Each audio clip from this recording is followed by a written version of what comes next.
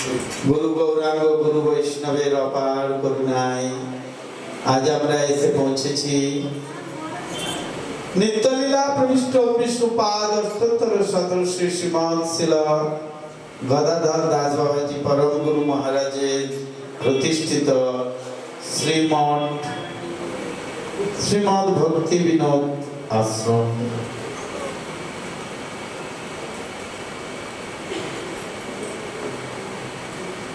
শ্রীমদ ভক্তি বিনোদ আশ্রমে এসে উপস্থিত হয়ে আমরা এসেছি রাধা অষ্টমী উপলক্ষে শ্রীমতী রাধারানীর বা রাধা কৃষ্ণের লীলা কথা পাঠ করে শ্রবণ করব।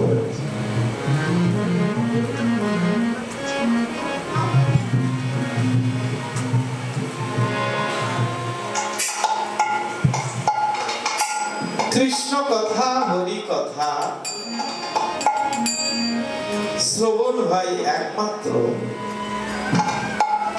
আমাদের চেতন বৃত্তির যখন উন্মেষ হয়।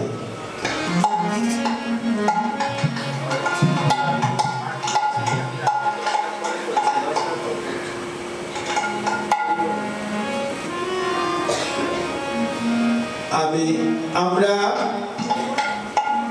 ভাগবত কথা পাঠ করতে পাঠের উদ্দেশ্য বা শ্রবণের উদ্দেশ্য হলো চেতনতার বৃদ্ধি। কেমন ভাবে আমাদের চেতনার উন্মেষ ঘটবে, আমরা কিভাবে ভগবানকে উপলব্ধি করতে পারবো, আমরা নিজেকে উপলব্ধি করে ভগবানকে কিভাবে উপলব্ধি করতে পারবো, এর জন্য সাধু সঙ্গ, এর জন্য ভাগবত কথা শ্রবণ। ভগবানের কথা শ্রবণ করে তার কথা কীর্তন করে আমাদের জীবনকে ধন্যাতি ধন্য করতে হবে। আত্মা তিনি আনন্দ লাভ করবে। আমাদের যে সূক্ষ্ম দেহ, সেই সূক্ষ্ম দেহ আনন্দ লাভ করবে, চেতনার উন্মেষ হবে। উন্মেষ হলেই তখনই আমাদের ভগবানকে আমরা উপলব্ধি করতে পারব।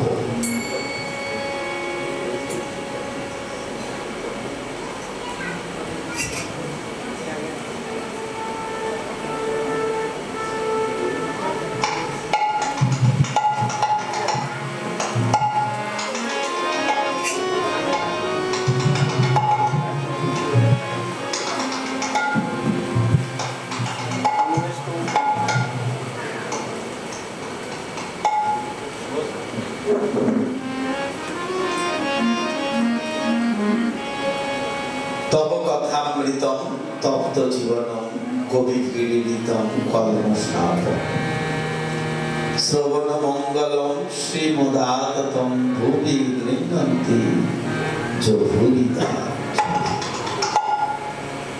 ভগবানের কথা অমৃত সমান, যা শ্রবণ করলেই হৃদয়ের যে জ্বালা, সেই জ্বালাগুলো নষ্ট হয়ে যাবে। একমাত্র ভগবানের কথা শ্রবণের দ্বারাই আমাদের চিত্ত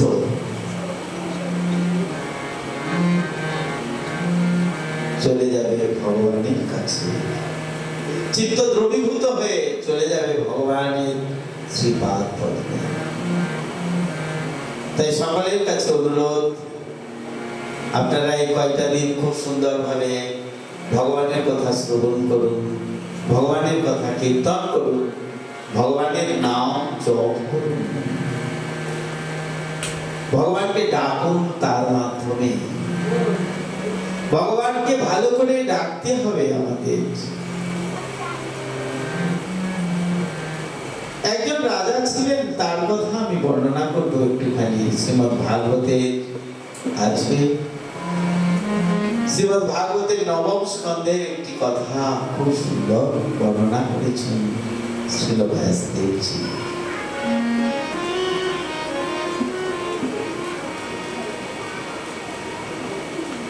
একজন রাজা ছিলেন, তিনি ভরত মহারাজের বংশের। ভরত মহারাজের পুত্র ছিলেন ভরদ্বাজ, তার পুত্র মন্নু, মন্নুর আবার 5টি পুত্র।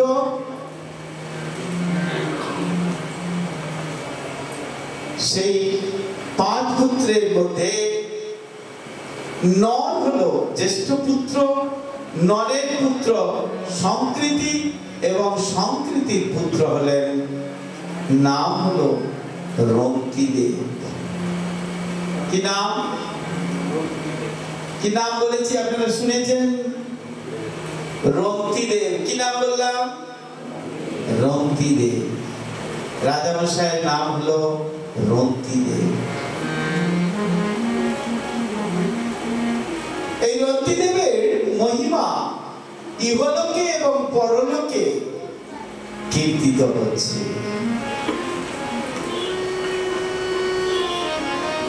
রন্তিদেব তিনি রাজ্য চালিয়ে যা ধন উপার্জন করতেন, যা কিছু ধন উপার্জন করতেন, সমস্ত কিছুই দান করতেন, সমস্ত কিছুই দান করে দিতেন। এইভাবে সকল সময় তিনি নির্ধন ছিলেন, নির্ধনী রাজা, জমানো বিশেষ নাই। দেখতে বিশাল রাজ্য, বিশাল বড় রাজপ্রাসাদ, কত কত কর্মচারী কাজ করে, কিন্তু যা উপার্জন হয় সব কিছুই দিয়ে দেয়। এতে কি বলে? দান করে দেয়। যে যা চাই তাকে তাই দান করে। তাই তিনি নির্ধন ছিলেন। একটা সময় দেখা যাচ্ছে সারা রাজ্যের প্রজারা, রাজ্যবাসীরা সকলে খাওয়া দাওয়া করছেন। শ্রীমদ্ ভাগবত নবম স্কন্ধে বলছেন, সেই রাজামশাই 48 দিন, কতদিন? 48 দিন তিনি সপরিবারে উপবাসী আছেন।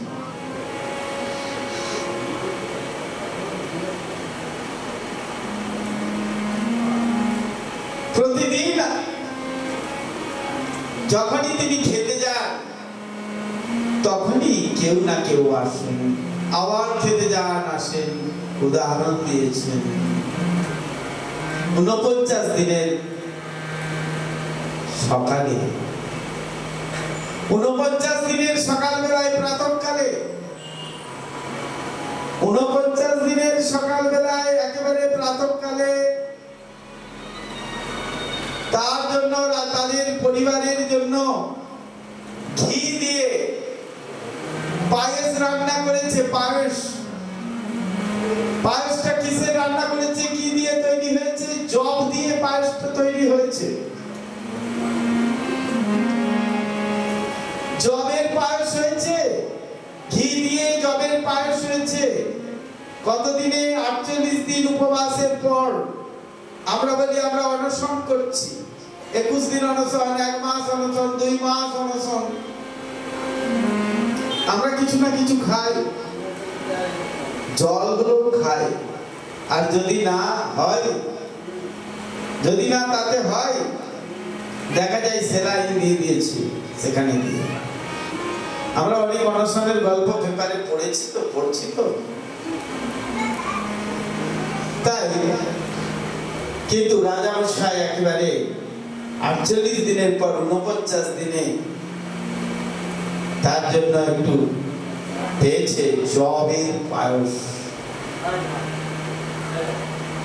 আজকালকার দিনে কি করে? আজকালকার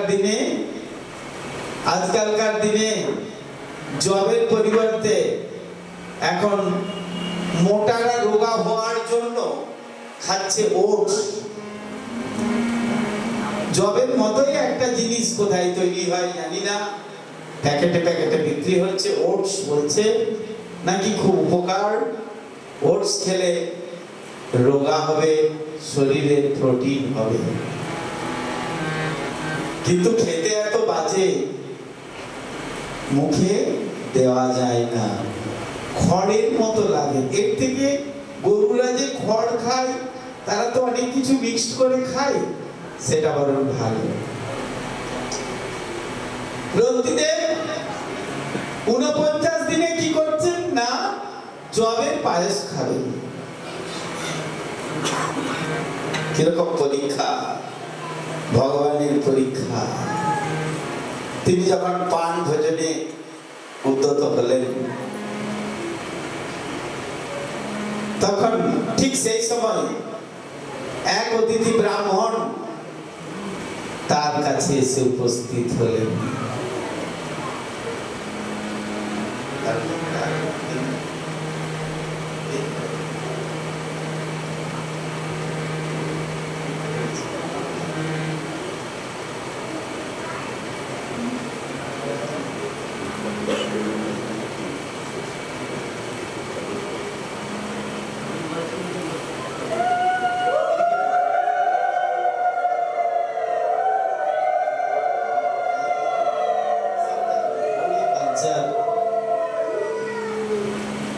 গৌড়ীয় কালচারটা একটু অন্যরকম। গৌড়ীয় কালচারে কোনো অভিনয় থাকে না।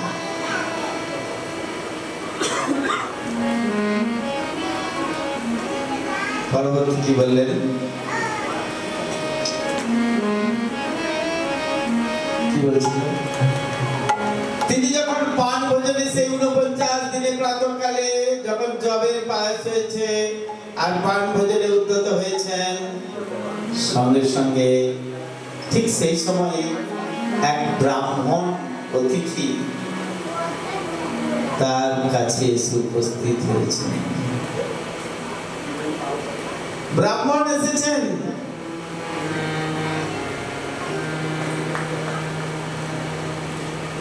ব্রাহ্মণ এসে বললেন, রাজামশাই, রাজামশাই, ওটা লিখে দেন।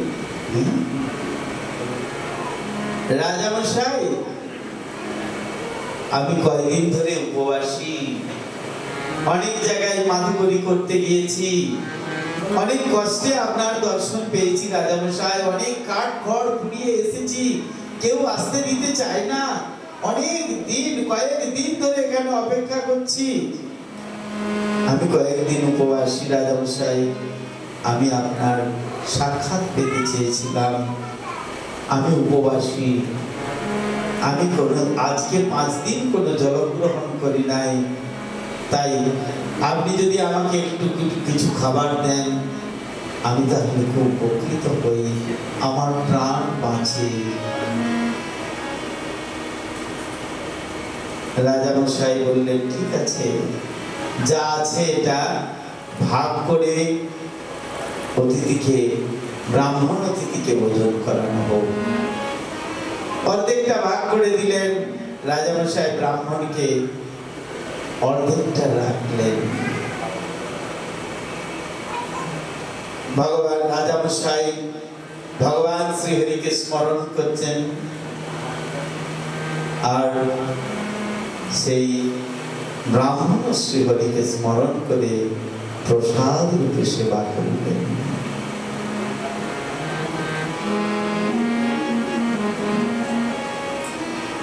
ভোজনের সময় যদি ভগবান শ্রীহরিকে স্মরণ করা হয়, সেটা হয়ে যায় প্রসাদ, সেই খাবারটা হয়ে যায় প্রসাদ। শয়নের সময় যদি ভগবান শ্রীহরিকে হে গোবিন্দ বলে শয়ন করা হয়, সেটা হয়ে যায় বিশ্রাম ভগবানের জন্য।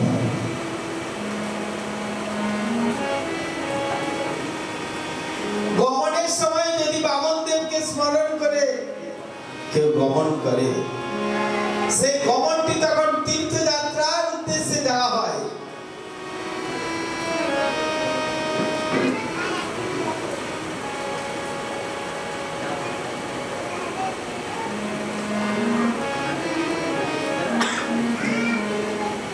এইভাবে যদি কেউ ভগবানকে স্মরণ করতে থাকে, রাজামশাই ভগবানকে স্মরণ করে, আর সেই সময় তিনি অন্ন দিলেন, আবার এবার তিনি পরিবারবর্গকে ভোজন করালেন। পরিবারবর্গ ভোজন করে তারপর তিনি নিজে সেবা করতে যাবেন। ঠিক সেই সময় এক ক্ষুধার্ত শূদ্র, বর্ণাশ্রম ধর্ম আছে না, 4 রকমের আশ্রম, 4 রকমের কি বলে বর্ণ আছে না, চতুর্বর্ণাং ময়া সৃষ্টম গুণ কর্ম বিভাগস।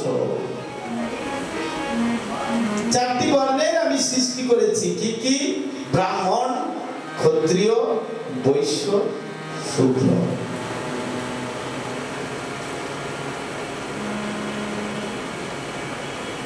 রাজামশাই যখন ভোজন করতে উদ্যত হলেন দ্বিতীয়বার, সঙ্গে সঙ্গে একটি অতিথি এলেন, শূদ্র। ভগবান শ্রীহরিকে স্মরণ করে করতে করতে অনেক কষ্টে এসেছেন। কি নাম? শূদ্র অতিথি। অতিথি শূদ্র এসে বললেন, হে রাজামশাই, অনেক কষ্টে আপনার দর্শন পেয়েছি রাজামশাই। আমি ক্ষুধার্ত, আমি তৃষ্ণার্ত। আপনি কৃপা করে আমাকে পান ভোজন দেন। আপনি তো রাজা, আপনার রাজ্যে কেউ উপবাসী থাকবে তা তো আপনি চান না, তাই আপনি দয়া করে আমাকে করুণা করুন। রাজামশাইয়ের যে ভাগটি ছিল, সেই ভাগটি তিনি সঙ্গে সঙ্গে শূদ্র অতিথিকে দিয়ে দিলেন। ভগবান শ্রীহরিকে স্মরণ করে সেই প্রসাদ দিয়ে তৃপ্ত করালেন।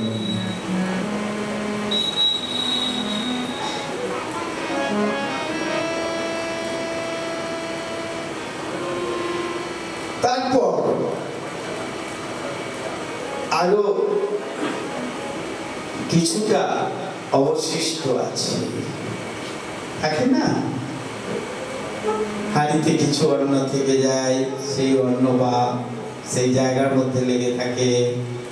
হ্যাঁ, পায়েস হয়েছে তো একটু লাগালাগি হয়েছে, চারিদিকে রাজবাড়ি, অত তো আর পরিষ্কার করে নেয় না, বেশ খানিকটা আছে। রাজামশাই বললেন, ঠিক আছে, অবশিষ্টাংশ যা আছে সেইটুকু আমায় দেন।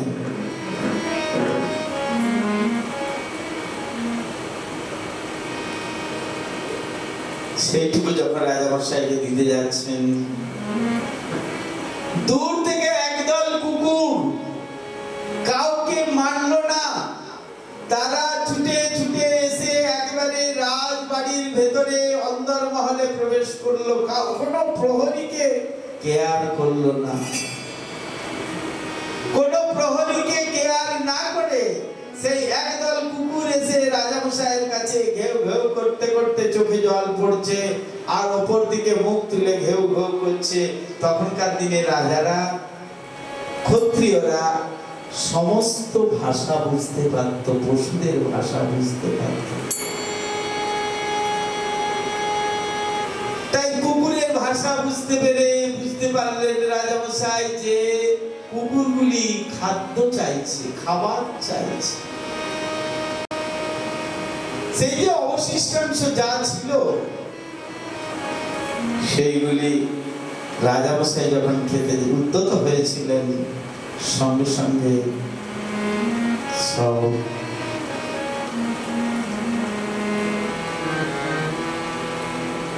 দিয়ে দিলেন, তাদের পান ভোজন করালেন। সেই কুকুরগুলিকে তাদেরকে তৃপ্ত করবেন।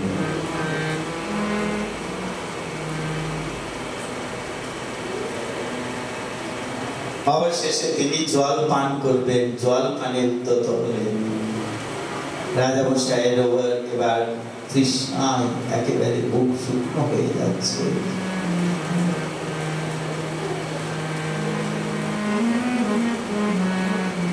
রাজামশাই কিন্তু একটু এই হচ্ছেন না, ক্ষুব্ধ হচ্ছেন না, আনন্দ পাচ্ছেন। আর শান্ত মনে, সন্তপ্ত হৃদয়ে তিনি বলতে লাগলেন যে, হে ভগবান, আমি তোমার কাছে কিছু চাই না। আমি অনিমাদি অষ্টসিদ্ধি কিংবা মোক্ষ গতি কামনা করি না। চৈতন্যদেব শিক্ষায় বলেছেন, না ধনম না জনম না সুন্দরী কবিতাম বা জগদীশ কাময়ে মম জন্মনি জন্মনি সরে ভবতাদ ভক্তি অবৈতকীর্তৈ।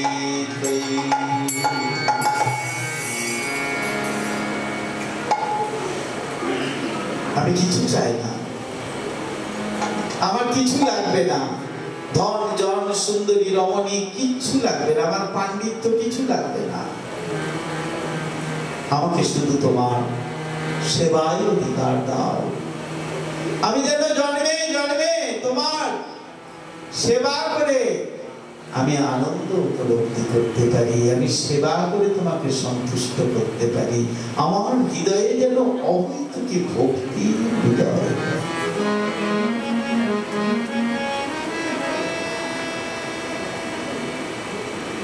আমাকে অষ্টসিদ্ধি, অনিমাদি অষ্টসিদ্ধি চাই না।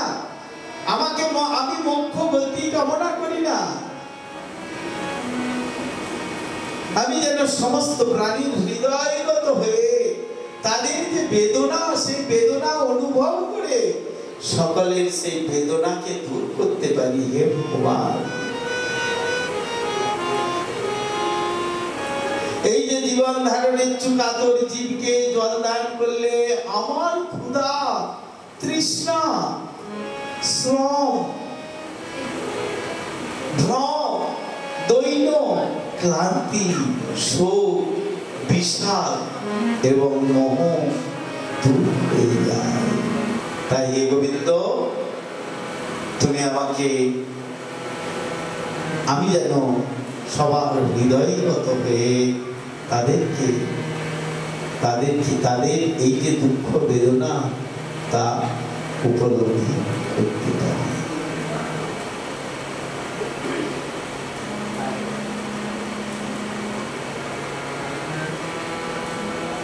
তখন রাজামশাই সেই ক্ষুধা, তৃষ্ণায়, পিপাসায় মৃতপ্রায় হয়ে গেলে, আর বোধহয় কিছুক্ষণের মধ্যে মৃত্যু হয়ে যাবে।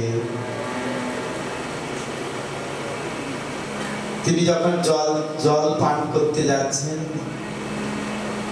অমনি একজন চণ্ডাল এসেছে।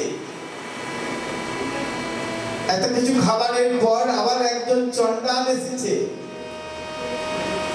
এত কিছু হওয়ার পর একজন চণ্ডাল এসেছে। চণ্ডাল বলছে, আমি খুব তৃষ্ণার্ত রাজামশাই। আজ আপনার রাজ্যে 12 বৎসর বৃষ্টি হয় নাই, তাই কোথাও জল পাচ্ছি না। আপনি আমাকে দয়া করে জল দান করুন। সবে জলের পাত্রটি নিয়ে মুখের কাছে নিয়ে গেছেন, অমনি সেই চণ্ডাল সেই সমস্ত কথা বললে। জল চাইলে রাজামশাই সেই চণ্ডালকে তার পানীয় যে জল, সেই জল প্রদান করলেন। ফলাকাঙ্ক্ষী মানবগণের ফল প্রদাতা ব্রহ্মাদি দেববৃন্দ, বিষ্ণু মায়া দ্বারা ব্রাহ্মণ আদি শরীর ধারণ করে মহারাজ রক্তিদেবের কাছে এসেছিলেন। ব্রহ্মা বিষ্ণু মহেশ্বর, ব্রহ্মা বিষ্ণু মহেশ্বর এবং নারদ আদি ভক্তবৃন্দ সকালে তাকে পরীক্ষা করার জন্য রক্তিদেবের কাছে এসেছিলেন। অতিথি বেশে সমাগত হয়েছিলেন। তারা তার ব্যবহারে অত্যন্ত তুষ্ট হয়ে, অত্যন্ত পরিতুষ্ট হয়ে তাকে নিজের নিজের স্বরূপ প্রদর্শন করালেন।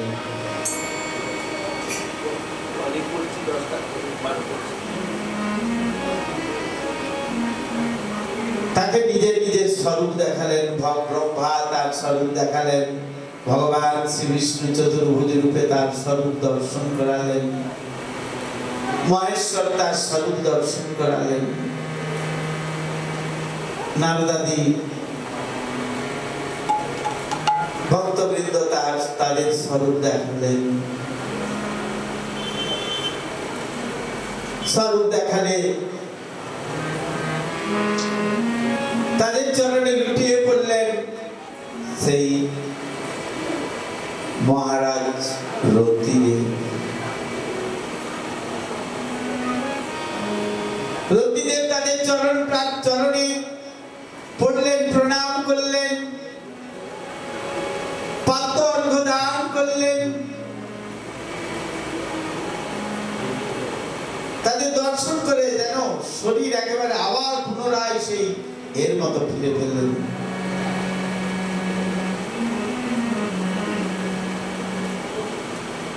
বললেন, তোমার ব্যবহারে আমরা সন্তুষ্ট হয়েছি। ভগবান বললেন, খুব সন্তুষ্ট হয়েছি, তোমার এই ব্যবহারে আমরা খুব সন্তুষ্ট হয়েছি।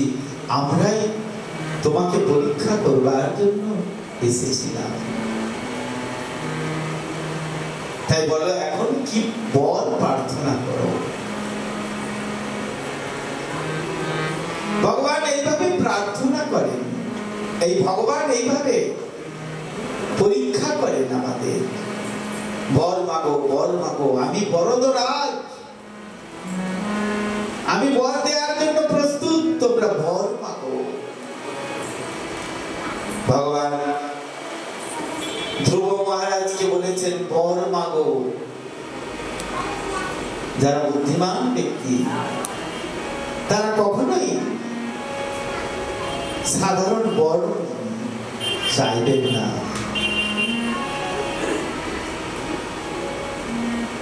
যার যেমন কামনা সে তেমন লাভ করে, যার যেমন ভাব তার তেমন লাভ। ধ্রুব মহারাজ বললেন, বর মাগো। ধ্রুব মহারাজকে বললেন ভগবান, বললেন, আমার কোনো কিছু লাগবে না, আমি এসেছিলাম কাজ খুঁজতে, আমি এসেছিলাম কাজ খোঁজার জন্য, আমি পেয়েছি হিরে, তাই আমার কিছু লাগবে না প্রভু। আপনি আমি কিছু লাগবে না। বললেন, না, তুমি তো এসেছিলে সাধারণ ভাবে নয়, তুমি তো এসেছিলে তোমার বাবার থেকে অনেক বড় রাজ্য লাভ করার জন্য, আমি তোমাকে দিতে চাইছি, তুমি নাও। বললেন, না, আমার লাগবে না।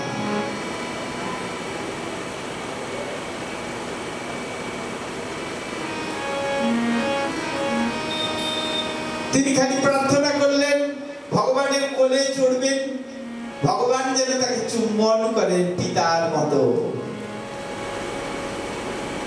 তাই ভগবান তাকে কোলে করে চুম্বন দিয়ে তাকে তার রাজ্যে ফিরিয়ে দিয়ে এসেছিলেন, গরুড়ের ওপরে চড়িয়ে, লক্ষ্মী দেবী সহ। প্রহ্লাদ মহারাজকে বলছেন, ভগবান নরসিংহ রূপে তাকে যখন বললেন, তুমি বর মাগো, বললেন, আমার কোনো বর চাই না।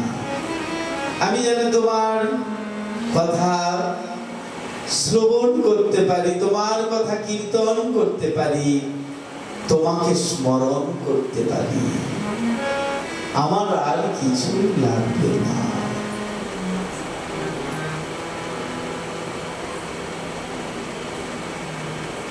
মহাপ্রভুর লীলায় আমরা দেখতে পাই শ্রীধর ছিলেন অত্যন্ত গরিব। শ্রীধর খোলা বেচা শ্রীধর কলার খোল বিক্রি করতো, কলা গাছের খোল বিক্রি করে, মোচা থোড় লাউ বিক্রি করে তার যতটুকু আয় হতো সেই আয়ের উপর আবার ভিত্তি করে অর্ধেকটি গিয়ে গঙ্গায় পূজা করতেন, অর্ধেকটি দিয়ে গঙ্গাতে গিয়ে পূজা করতেন, আর তার অর্ধেক আবার তিনি ব্রাহ্মণ বৈষ্ণবদের দিতেন, আর যেটুকু অবশিষ্ট থাকতো সেইটুকু নিয়ে গিয়ে কি করতেন না, সেইটুকু নিয়ে গিয়ে তিনি সংসার চালাতেন। তিনি যখন মহাপ্রভু যখন সাত প্রহরিয়া লীলা করছেন শিবাসঙ্গনে, সাত প্রহরিয়া লীলা করলে তখন ভগবান দর্শন দিচ্ছেন, সকলকে দর্শন দিচ্ছেন, ভগবান সকলকে দর্শন দিচ্ছেন। সাত প্রহর মানে 21 ঘন্টা ব্যাপী দর্শন দিচ্ছেন। ভগবান বললেন, হ্যাঁ তুমি বর মাগো শ্রীধর, তুমি বর মাগো। বললেন আমার কোনো বর নাই। যে আমার সঙ্গে কোন্দল করতো, বাজারে গিয়ে মহাপ্রভু কি করতেন, ওই যে দেখবেন ওই যেখানে বামুন পুকুর বলে মায়াপুরে, দেখবেন বামুন পুকুর, চাঁদ কাজীর সমাধি আছে, সেখানে বাজার বসতো। আর সেই বাজারে শ্রীধর লাউ ইত্যাদি ইত্যাদি বিক্রি করতো। তখন মহাপ্রভু দাম জিজ্ঞাসা করতেন, ওই লাউটার তোমার দাম কত, ওই মোচাটার দাম কত, ওই কলাটার দাম কত, ওই কলা পাতার দাম কত। শ্রীধর যা দাম বলতেন, বলে না তুমি ঠকাচ্ছ, বলে না আমি ঠকাই না, করে কোন্দল করতেন আর তুলে নিতেন।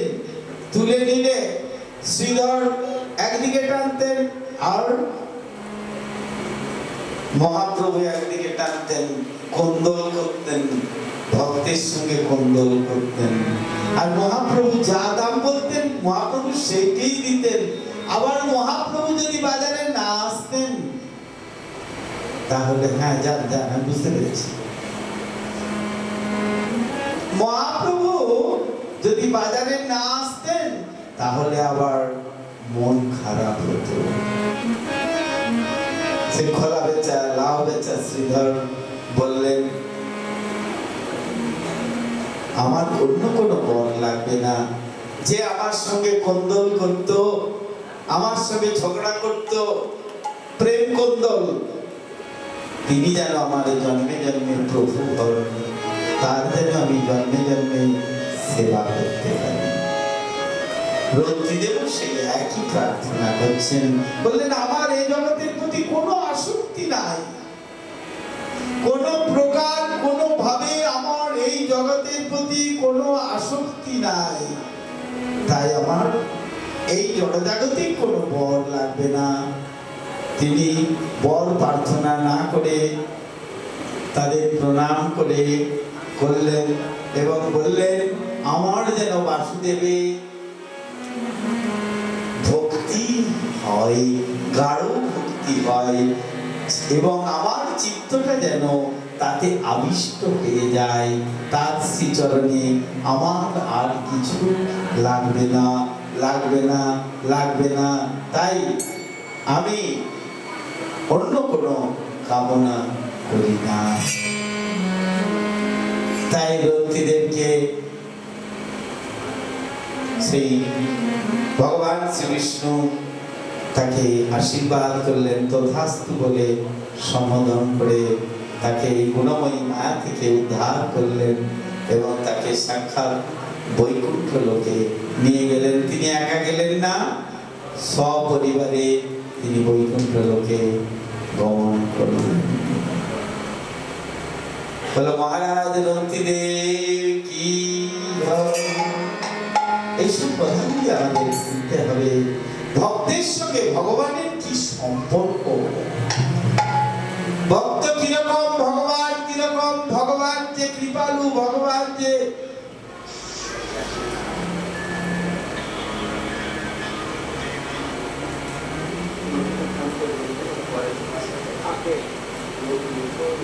ভগবান যে কৃপালু, তার কৃপার যে পরিচয়, সেই পরিচয় আমরা পাই। সেই ভক্তের সঙ্গে ভগবানের কি সম্পর্ক, সেই সম্পর্কটির কথা সুন্দরভাবে আমাদের জানতে হবে, বুঝতে হবে। তাহলে আমরা ভগবানকে ভজনা করতে পারবো ভালো করে।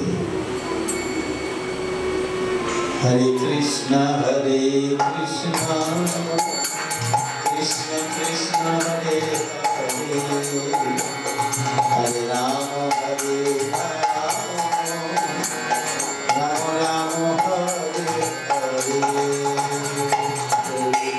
হরে কৃষ্ণ কৃষ্ণ কৃষ্ণ হরে হরে, হরে রাম হরে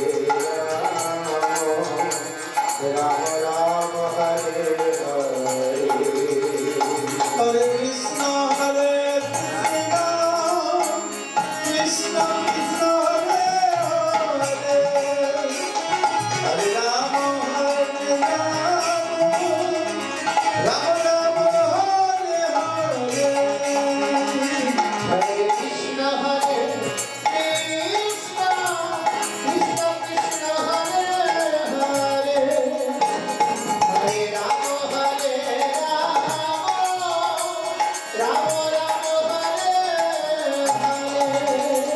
হরে কৃষ্ণ হরে কৃষ্ণ কৃষ্ণ কৃষ্ণ হরে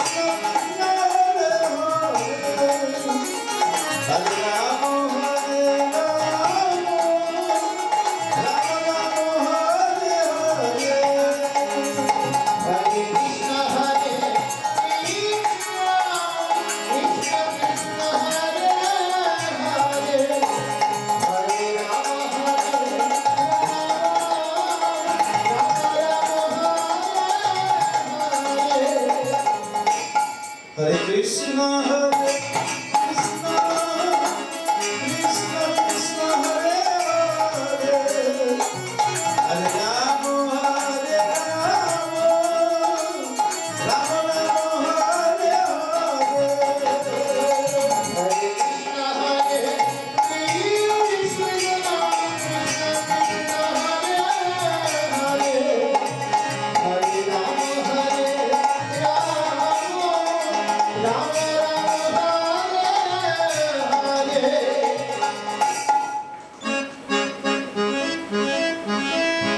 বলো গৌরাঙ্গ সুন্দর কি জয়।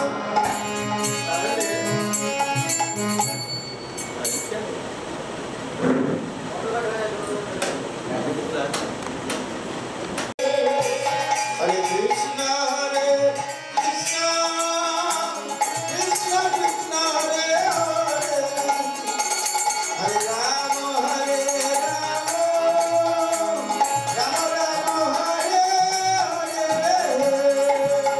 কৃষ্ণ হরে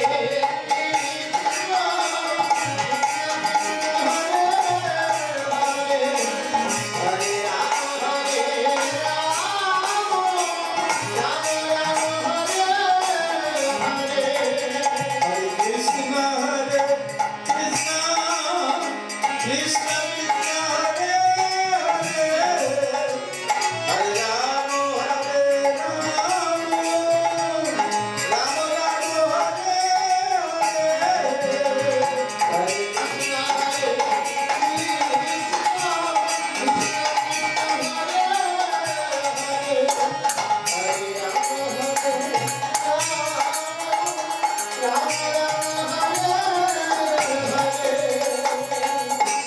হরে কৃষ্ণ। যান্ত্রিক গোলযোগের জন্য একটুখানি আমাদের এই হলো। যাই হোক, আমরা একটা কীর্তন করতে ইচ্ছা। ছোট্ট একটি কীর্তন বহু সুন্দরে কিভাবে তিনি আগমন করেছেন। আমরা তারপর যদুবংশের প্রতি আমরা একাদশ স্কন্ধ পাঠ করব শ্রীমদ্ ভাগবতের করে 30 তারিখ পর্যন্ত আমাদের পাঠ চলবে এবং 31 তারিখেও পাঠ হবে। সেটি দিনের বেলা মধ্যাহ্নে 9টা থেকে 12টা পর্যন্ত ভাগবত কথা পাঠ হবে। তাই আপনারা শ্রবণ করবেন। একাদশ স্কন্ধের কথা অনেকে শ্রবণ করেন নাই, সকালে ভগবানের লীলা কথা শ্রবণ করেন। এইবার আমরা ইচ্ছা যে শ্রীমদ্ ভাগবতের একাদশ স্কন্ধের কথা আমরা পাঠ করে শ্রবণ করব।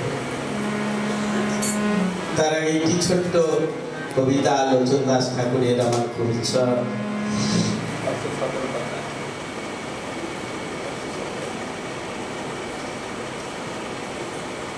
হরে কৃষ্ণ কৃষ্ণ কৃষ্ণ হরে হরে,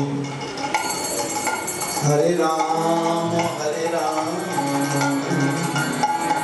রাম হরে।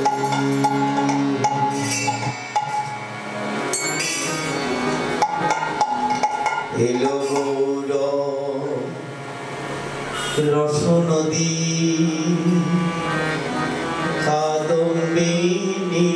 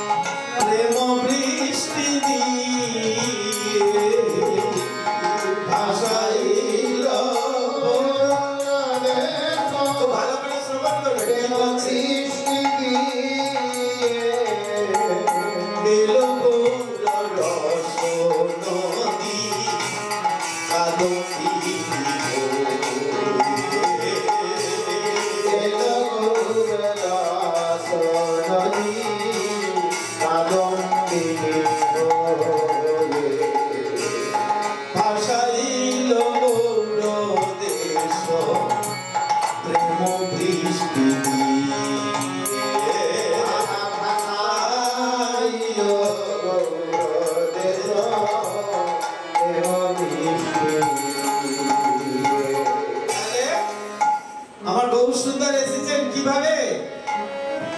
নদীর নাম রস নদী। কি রস? প্রেম রস। সেই নদীটা ভরেছে কি দিয়ে? প্রেম বৃষ্টি দিয়ে। তিনি প্রেম পুরুষোত্তম।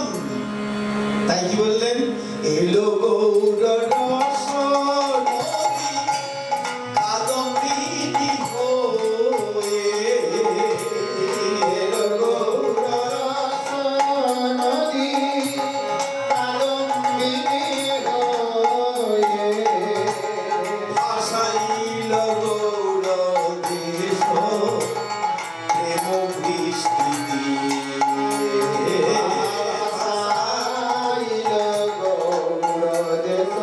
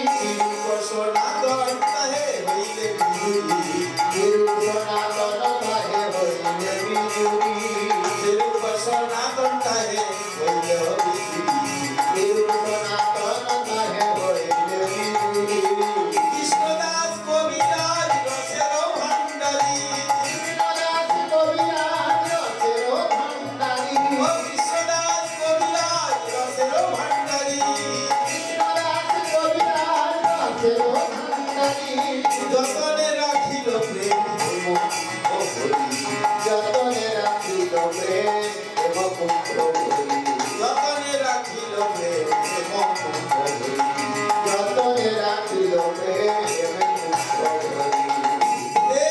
এবে সেই প্রেম লয়ে জগজনে দিল এবে সেই প্রেম লয়ে জগজনে দিল এবে সেই প্রেম লয়ে প্রভু মাদ দিল এবে সেই প্রেম লয়ে প্রভু পাদ দিল এবে সেই প্রেম লয়ে গুরুদেব দিল এবে সেই প্রেম লয়ে গুরুদেব দিল এ দাসলোচন ভাগ্যে বিন্দু না দিল এ দাসলোচন ভাগ্যে বিন্দু না দিল হরে কৃষ্ণ কৃষ্ণ কৃষ্ণ হরে হরে হরে রাম হরে রাম রাম রাম হরে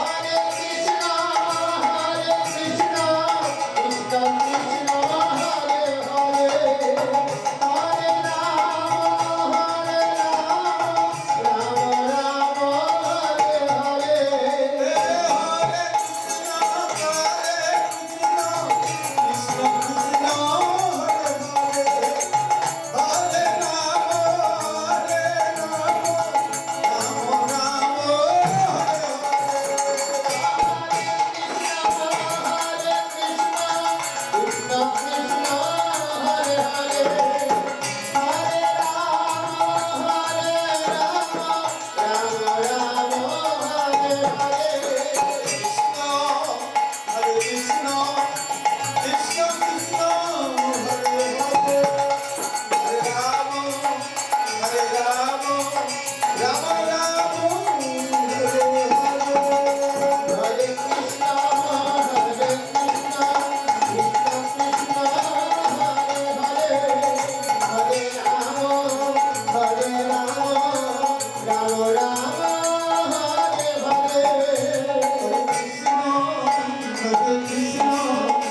कृष्ण कृष्ण हरे हरे हरे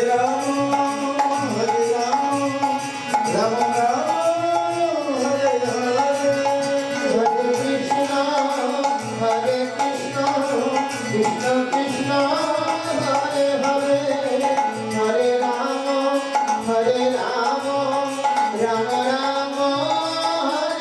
हरे যাদব দুঃখ নাশায় যদুবংশ বিনাশনম জরাসুর প্রাণ হানিঞ্চ ভগবান নমস্তুতে।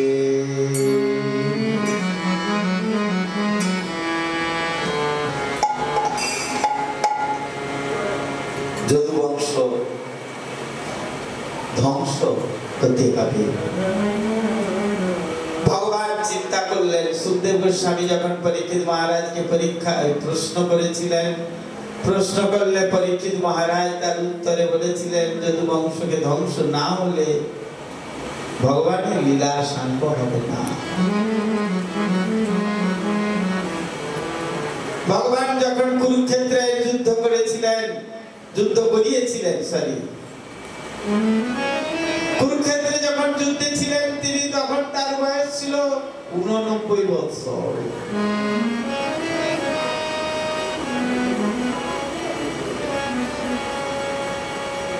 তিনি যখন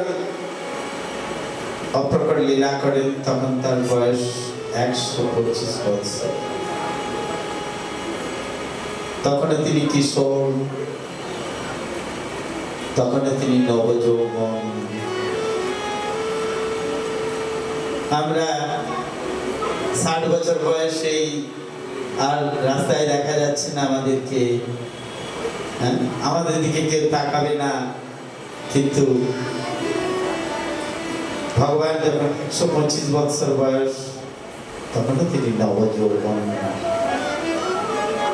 তাই তো তিনি ভগবান। তিনি দেখছেন এবার কলিকে আনতে হবে। চারটে যুগ তো, সত্য, ত্রেতা, দাপর এবং কন্যা। এই চারটে যুগ নিয়ে একটা দিব্য যুগ বা মহাযুগ। এই দিব্য যুগ, এই যুগটাকে সম্পূর্ণ না করা পর্যন্ত কলিযুগ আসবে না। কলিযুগকে প্রবেশ করাতে হবে। আমাদের এই যুগ ধ্বংস হবে, কলিযুগ ধ্বংস হয়ে যাবে খুব সত্তর, খুব তাড়াতাড়ি। 2027-এ দেখবেন একটা প্রলয় আসবে। এই প্রলয়টা যদিও মহাপ্রলয় নয়, কিন্তু বিশাল প্রলয়। 2027 থেকে 2032-এর মধ্যে বেশ বিরাট প্রলয়। আমরা ভাবছি এখন আমরা অনেক ভোগ করে নিচ্ছি, ভোগ করছি।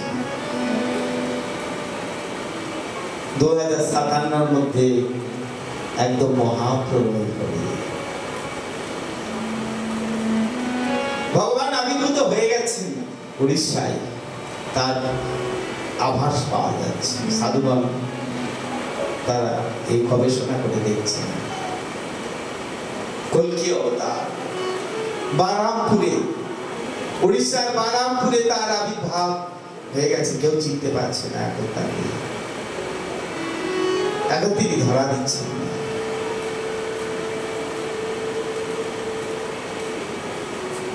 যেমন শ্রী চৈতন্য মহাপ্রভুকে কেউ চিনতে পারেননি। সকালে বলতেন নিমাই পণ্ডিত। তার বিরুদ্ধাচরণ করেছিল অনেকে, কিন্তু যখন তিনি সন্ন্যাস নিয়ে চলে গেলেন, সকালে দুঃখে শোকে নদিয়াবাসী গঙ্গায় ঝাঁপ দিতে গিয়েছিলেন।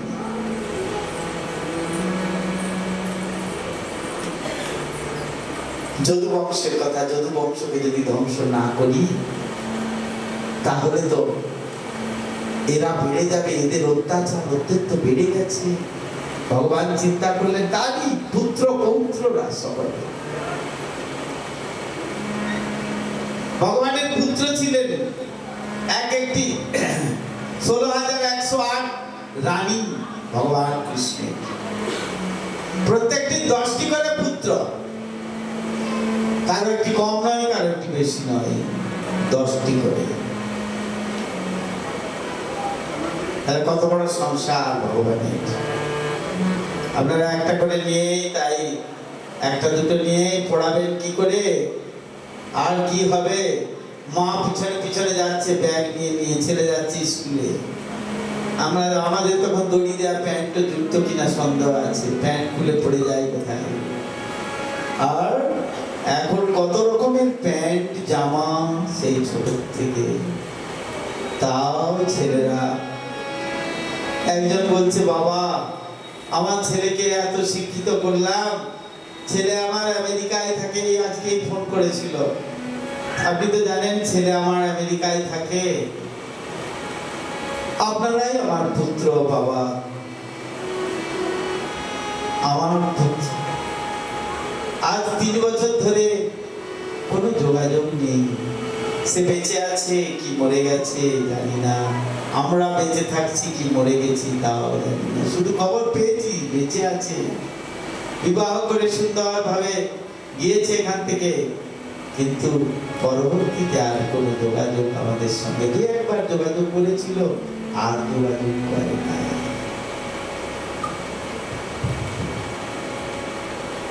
তো সাবধান, নিজেরা যেমন ভাবে করবেন সেরকম ফল পাবেন। তারপর যদুবংশকে ধ্বংস করতে হবে, ভগবান চিন্তা করছেন। এতগুলো ছেলে সবাইকে তো কন্ট্রোল করতে পারছেন না ভগবান, তিনি পরীক্ষা করছেন। ভগবান শ্রীকৃষ্ণ স্থির করলেন, বাঁশ যেমন বায়ু সংযোগে বাঁশ বনের মধ্যে অগ্নি উৎপাদন করে, দাবানল মাসে মাসে ঘুষিয়ে দাবানল সৃষ্টি করে, কি করে সেই বনকে বিনাশ করে। সেই রকম আমি যদুকুলের মধ্যে কলহ উৎপাদন, কলহ সৃষ্টি করব, কলহ সৃষ্টি করে যদুকুলকে বিনাশ করে আমি শান্তিময় নিজ লোকে গমন করব। এবং ব্রাহ্মণের এটা কিভাবে হবে? হবে তো কিভাবে হবে? ব্রাহ্মণের অভিশাপ চাই, ব্রাহ্মণের অভিশাপ ছাড়া হবে না। ব্রাহ্মণের অভিশাপের ছলে নিজ কুলের সংহার করবেন ভগবান করিয়েছিলেন।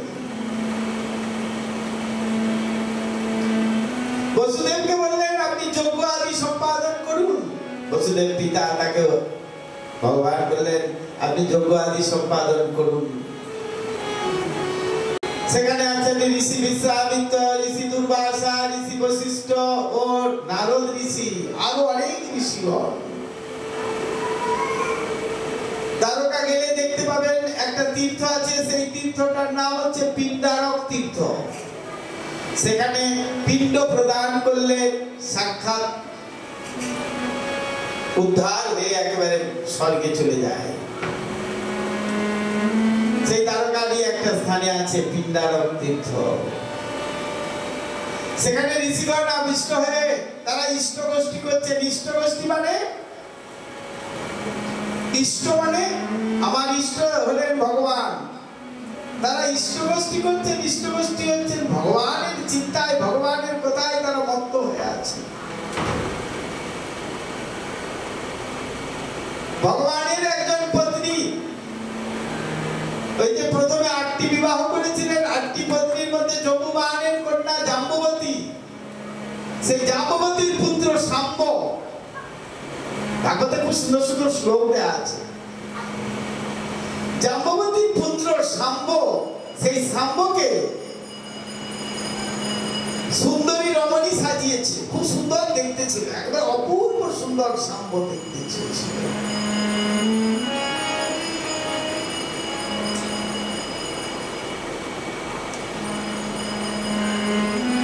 তাকে সুন্দরী রমণী সাজিয়ে নিয়ে গিয়ে ঋষিদের কাছে নিয়ে গিয়ে বলছেন, আচ্ছা ঋষিগণকে পরীক্ষা করছেন এরা কি বাস্তবে ঋষি কি না।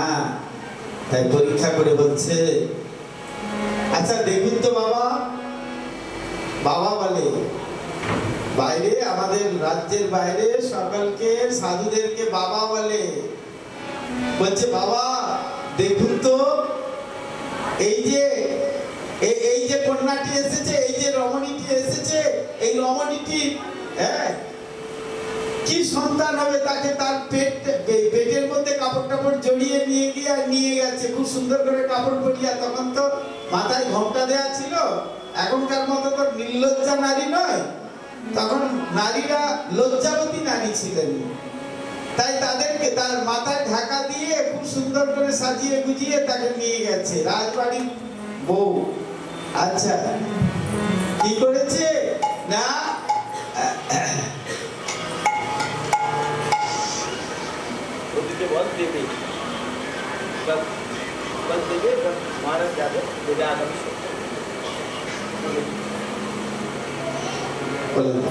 তো তাকে নারী সাজিয়ে নিয়ে গেছে। নারী সাজিয়ে নিয়ে গিয়ে তার পেট বড় করে নিয়ে গিয়ে তাকে কি করেছে না,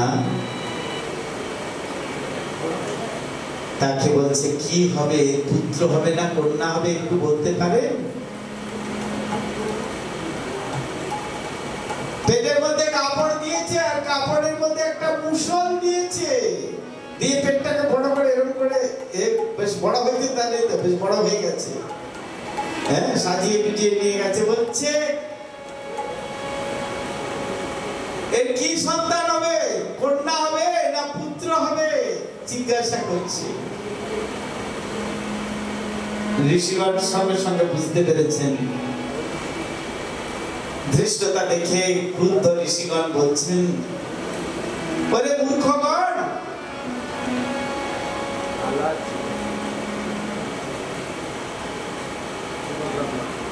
এই যে তোমরা সাজিয়ে গুজিয়ে নিয়ে এসেছো এই যে নারী, এই নারী তোমাদের কুলনাশক মুষল প্রসব করবে, তোমাদের বংশ নাশ করবে, তার দ্বারাই তোমাদের বংশ নাশ হবে। মুনিগণের অভিশাপ বাক্যে তারা অত্যন্ত ভীত হয়ে গর্ভ উন্মোচন করলে দেখলো সেই যে লোহমূষণটা সেটা খুব বড় হয়ে মোটা হয়ে আছে। দিয়েছিল একটুখানি, সেটা বড় হয়ে গেছে। কারণ ভক্ত যা বলবেন ভগবান সেটাই শুনবেন। ভগবান ভক্তের কাছে বাধা। প্রহ্লাদ মহারাজকে জিজ্ঞাসা করছেন, তোর বিষ্ণু কি স্তম্ভের মধ্যে আছে? বললেন হ্যাঁ, স্তম্ভের মধ্যে আছে। সঙ্গে সঙ্গে সেখান থেকে গর্জন হতে শুরু করেছে। ভগবান সেখানে আবির্ভূত হয়েছে। তাই সেই নিয়ে গিয়ে লৌহ কুশলটি নিয়ে গিয়ে রাজা উগ্রসেনের কাছে গেলেন। রাজা উগ্রসেন যখন এই সমস্ত কথা শুনলেন তখন বিপদের আশঙ্কা করে বলল, যাও এটা ওই সমুদ্রে নিয়ে গিয়ে আর তার পাশে যে এ আছে কি বলে পাথর আছে সেখানে ঘষে ঘষে ঘষে ঘষে ঘষে ঘষে এ করো।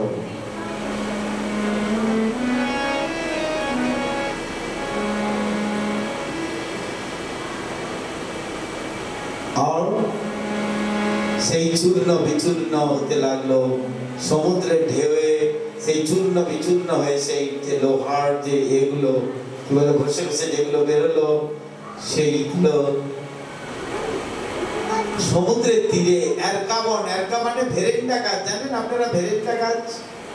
ভেরেন্ডা গাছের দাঁত আটা দিয়ে দাঁত মাজে অনেকে, যাদের দাঁতের রোগ হয়। সেই গাছগুলো হতে থাকলো। আর কি হলো? আর হলে পর আর কিন্তু লাস্টে একেবারে ছোট্ট হয়ে গেছে, আর তো বুঝতে পারছে না, আর যাচ্ছে না। তাই জলে ফেললে একটা মাছ সেই লোহখণ্ডকে গিলে খেলো। খুব চকচকে দেখে মনে করলো এটা বোধহয় ছোট মাছ। বড় মাছ একটা গিলে খেলে সেই তারপর আর এদিকে জোড়া নামক এক ব্যাধ সেই মাছটা পেয়েছিল, এক ধীবরের কাছে সেই মাছটা কিনেছিল। আর মাছটা নিয়ে গেলে তাকে কেটে যখন দেখলো তার পেটের ভেতর সেটা আছে, তাই তাকে দিয়ে খুব সুন্দর একটা স্বরের অগ্রভাগের যে ফলা সেই ফলাটা বানালো।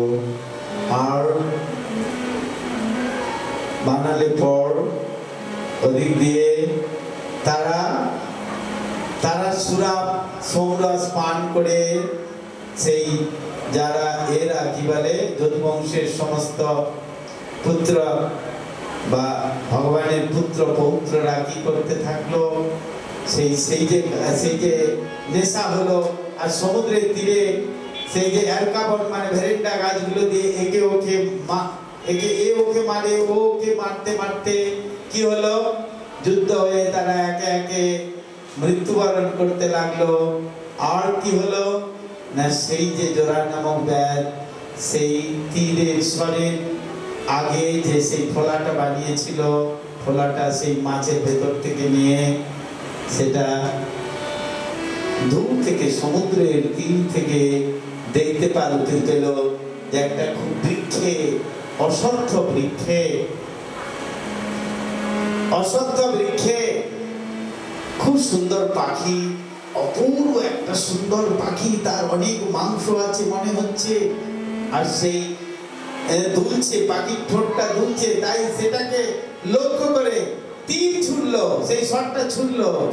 আর স্বরের ফলাটা গিয়ে সেখানে সে পাখি ছিল না, সেটা তিনি ছিলেন স্বয়ং কৃষ্ণ। কি করলেন না, সেই ভগবান সেখানে গাছের ডালে বসে চরণ দোলাচ্ছিলেন, একেবারে চরণে গিয়ে লাগলো। আর ভগবান নিচে নেমে চলে এলেন, এসে দেখালেন সেই আঘাতে যেমন জগতের লোকের মৃত্যু হয়, ভগবান ঠিক সেই রকম ভাবে মৃত্যুবরণ করলেন। এইভাবে যদুবংশের বিনাশ করলেন ভগবান, নিজে নিজেই তার বংশের বিনাশ করে তিনি সাক্ষাৎ চলে গেলেন পরমব্রহ্ম নিত্য গোলক বৃন্দাবনে। তিনি সেখানে আছেন। এটাই অচিন্ত ভেদাভেদ তত্ত্ব। আমরা বুঝতে পারি না তিনি সব সময় সেখানে লীলা করছেন, আবার এখানেও তিনি লীলা করছেন। আর কি হলো, এইভাবে ভগবান তিনি জগতের জীবকে রক্ষা করেছিলেন। আমরা সেইগুলিকে স্মরণ করবো। আমাদের উদ্দেশ্য, এই যে ভাগবত কথার উদ্দেশ্য হলো চেতনার উন্মেষ ঘটানো, চেতনার উন্মেষ ঘটানো। সাধু সঙ্গের উদ্দেশ্য হলো চেতনার উন্মেষ ঘটানো, ভগবানের সেবায়।